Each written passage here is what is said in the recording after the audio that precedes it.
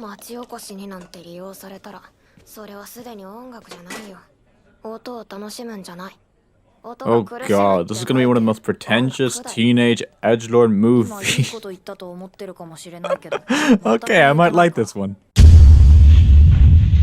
Mari Okada finally realized that she's a god-awful director, so she went back to writing under Tatsuyuki Nagai to once again bring an emotional anime film.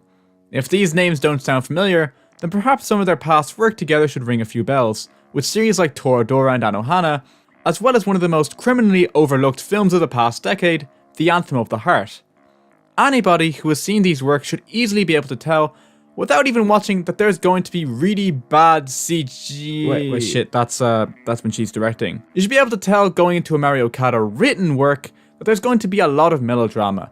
And while it can occasionally go too far, for the most part, Her Blue Sky handles the potentially cringe-inducing tone very well. The main character, Aoi, and her much older sister, Akane, are casually mentioned to be orphans, with Akane functioning more as a young mom than an older sister. This is established within the first 5 minutes of the film, and is treated as just how they live their lives. The actual focus of the film is that the ghost of one of Akane's friends from high school comes back to haunt the place where their band used to play together, except he's not really a ghost because the real him is still alive. He's like 30 and he plays music for this guy. It's never really fully explained how the ghost thing works. Also, this girl is great.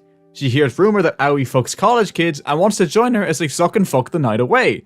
Then when she realises that isn't the case at all, she helps them with their music thingy. Oh yeah, this film is about a band also. I probably should have mentioned that earlier.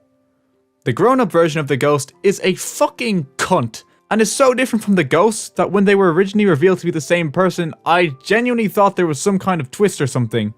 But nope, his dreams ended in failure, so the energetic, optimistic, fun kid turned into this piece of shit. Maturing is the key theme of the movie. As you get older, you're forced to make decisions and change into somebody different. And whether that change is large or small, its presence remains all the same. Whether it's the sacrifices Akane made for the sake of her sister, or the reality that hit Shinosuke like a ton of bricks, that change is present, whether you like it or not.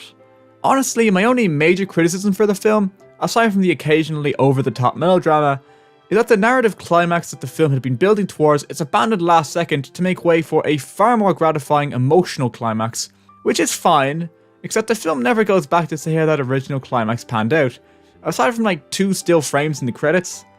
While these still frames did provide some closure, it meant that the ending felt slightly unsatisfying. Emphasis on the slightly.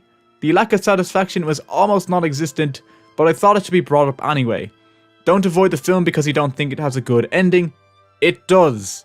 In fact, there could even be an argument made that the film's shift in priorities towards the climax mirrors the character's shift in priorities as they grow up and mature. It's a fitting ending to a really good film. 8 out of 10. This video is the 26th in a series of daily uploads where I review some movies I missed over the last decade in the hopes of making the ultimate anime of the decade list. If you have any suggestions for any anime, film or TV, released from 2011 to 2020, please tell me in the comments. I want to find out about it now as opposed to after I make the big ass video. Also, I'm going to say some cringy sellout shit. And tomorrow's film is My Hero Academia the Movie 2, Heroes Rising, if you want to watch it in advance. See you then.